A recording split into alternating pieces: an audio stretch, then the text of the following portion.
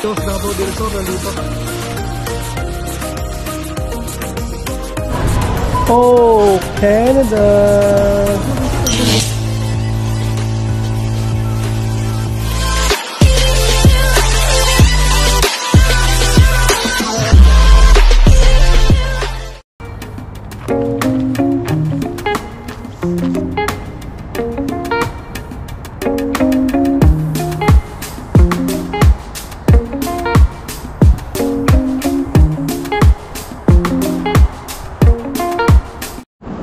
Dito na tayo sa bus stop mga par, kung saan natin sunduin si Inday. Ano, kapala ng snow pa rin dito. Ina natutunaw. Maapak na ito mga par, delikado to. Itong madulas oh. Delikado niyan, napakadulas niyan. Tumigas na snow. Lalo sa mga bata to. Umakit ang mga bata rito. Paro, dulas oh. Patos ko. Kapit. May nag-comment pala doon mga parang sa last vlog natin, itong huling vlog natin na in-upload. Yun nga, yung sabi ko yung PR landed agad, no? Nasabi ko kasi doon na maswerte, no?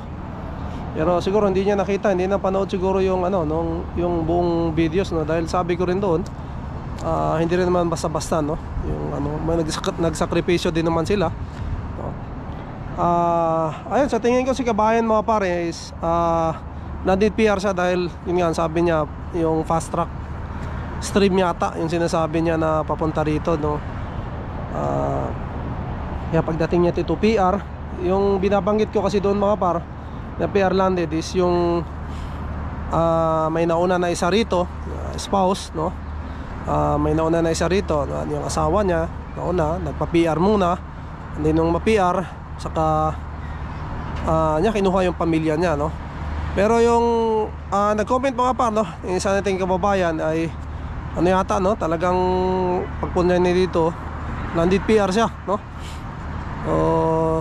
Parang may stream siyang binabanggit doon. Narinig ko naman pero hindi ko pa nababasa yung ganong stream mga par, no? So ayun, siguro maganda ang trabaho nung ni kabayan, no? Maganda yung kanyang experience at ano siya, nakuha niya yung mga requirements, no? Pasok siya doon sa mga requirements nung fast track stream na yung sinasabi niya. Kaya landed PR siya, no? Yan, tama rin yung sinabi niya na hindi naman swerte, tinrabaho, no? So totoo din yun, tinrabaho naman talaga yan dahil maraming mga papeles malamang doon sa mga pinasa niya. Maraming mga pinasa siyang papeles bago yun, no? Bago yun na nakuha niya yung landed PR na yun mga par, no?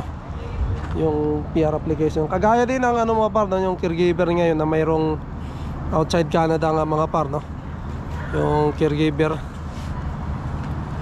yun, pagkapasok ka kasi doon, pag nakuha mo rin yun, landed PR ka rin doon pagdating mo rito mga par, no? Lahat kayo, no? Pero yung nakikita ko lang doon mga par na medyo mahirap doon sa landed PR na yun, pagkasama mo yung family mo, is yung proof of funds, no? Dahil mayroon nga silang proof of funds na doon, no? And malamang malaki, mas malaking pamilya ang dala mo, mas malaking kailangan mo, no? So mayroon din silang required na proof of funds doon, no? So yung nag-comment sa atin, hindi natin alam kung anong mga requirements niya kasi hindi ko pa naman ano yun, no? Hindi ko pa naman, wala pa ako experience and hindi ko pa nababasa mga par, no?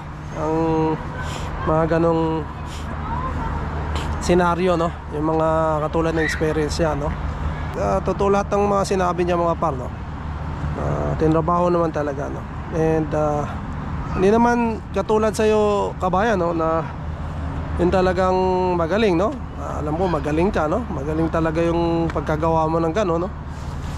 Nag-research ka, tapos yung experience mo pasok, no?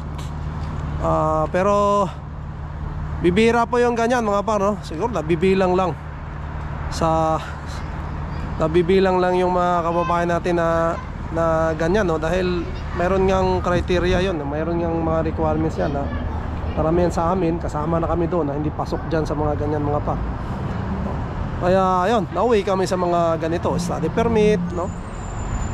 Yung study permit nga, yun yung talagang marami mga par, dahil yan, kailangan mo lang dito sa study permit kasi pera, no? Noon, no?